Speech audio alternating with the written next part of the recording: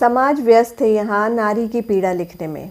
समाज व्यस्त है यहाँ नारी की पीड़ा लिखने में। पुरुषों का पीर भला कौन लिखे।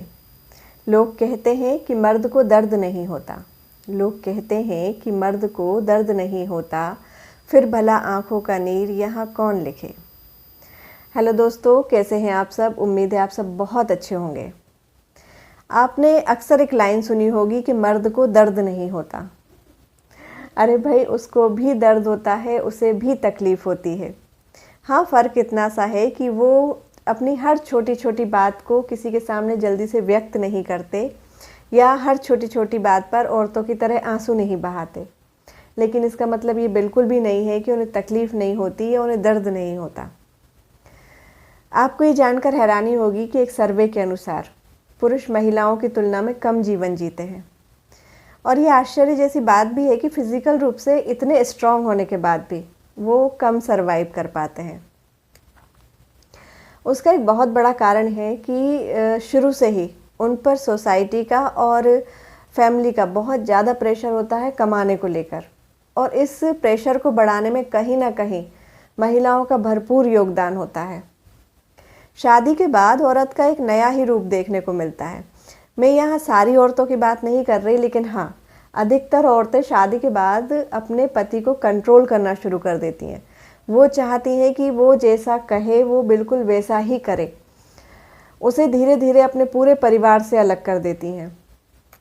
और अलग होने के बाद भी ऐसा नहीं कि वो एक बहुत खुशहाल जीवन जी रहे हैं। वो आए दिन उसे ताने मारती हैं कि तुम्हारी माँ ऐसी, तुम्हारी बहन ऐसी, तुम्हारा भाई ऐसा।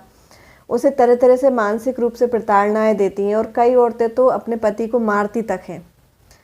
और आदमी बरसों तक उनकी इस मानसिक प्रताड़ना को सहन करते हैं शर्म की वजह से। वो किसी के साथ शेयर नहीं करते इस चीज़ को, क्योंकि उन्हें लगता है कि अगर वो किसी को बताएंगे तो लोग उनकी हंसी उड़ाएंगे। कहीं ना कहीं मेल ईगो उन्हें इन बातों को शेयर करने से रोकता है। वो अंदर ही अंदर घुटते रहते हैं, टूटते रहते हैं और किसी से अपनी पीड़ा कह ही नहीं पाते। हमारे समाज में कहते ज़रूर है कि औरतें बहुत सहनशील होती हैं, लेकिन आदमी भी बहुत सहन करते हैं। वो अपनी पत्नी की बहुत सारी नाजायज़ बातों को सिर्फ इसलिए मान लेते हैं कि घर में शांति बनी रहे, कलेश ना हो, घर की बात बाहर ना जाए, क्योंकि बाहर भी उन्हें अपना एक स्टेटस मेंटेन करके रखना होता है। आदमी दो जगह सरवाइव करते हैं, एक घर के अंदर और एक घर के बाहर। घर के बाहर भी उन्हें दुनिया बहुत कठोर मिलती है। ऐसा नहीं है कि वहाँ उन्हें बहुत रेड कारपेट बिछा हुआ मिल रहा है या बहुत कुछ अच्छा मिल रहा है। वहाँ पर भी बहुत तरह तरह के लोग उन्हें मिलते हैं जो उन्हें तरह तरह से प्रताड़ित करते हैं, परेशान करते हैं। वहाँ भी बहुत सारी परेशानियाँ वो झेलते हैं, और घर के अंदर भी। और वो अंदर ही अंदर टूटते रहते हैं। एक तरफ तो हमारे भारतीय संस्कृति में औरतें अपने पति की लंबी उम्र के लिए बहुत सारे पूजा पाठ, व्रत, उपवास करती हैं, और दूसरी तरफ उन्हें तरह तरह से प्रताड़ित करती हैं।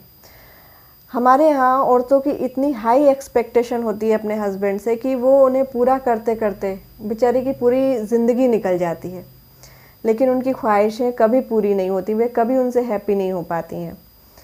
तो मैं उन औरतों से ये कहना चाहूँगी कि भले ही आप कोई पूजा पाठ, कोई व्रत, उपवास मत करो, क्योंकि ऐसा कोई साइंस नहीं है कि आपके भूखे रहने से किसी दूसरे की उम्र लंबी होती हो। लेकिन हाँ, आपके रोज़ रोज़ की टेंशन से, रोज़ रोज़ के तानों से, झगड़ों से उसकी उम्र कम ज़रूर हो जाएगी।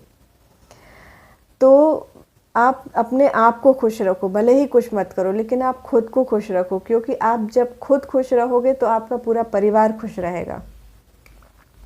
और ताने, शिकवे, शिकायतें इतने ही होने चाहिए कि इंसान टूटकर बिखर ना जाए, क्योंकि दरवाज़ा खुलवाने का मतलब होता है दरवाजे पर दस्तक देना, उसे तोड़ना नहीं। और एक बात और याद रखिए कि मर्द को भी दर्द होता है।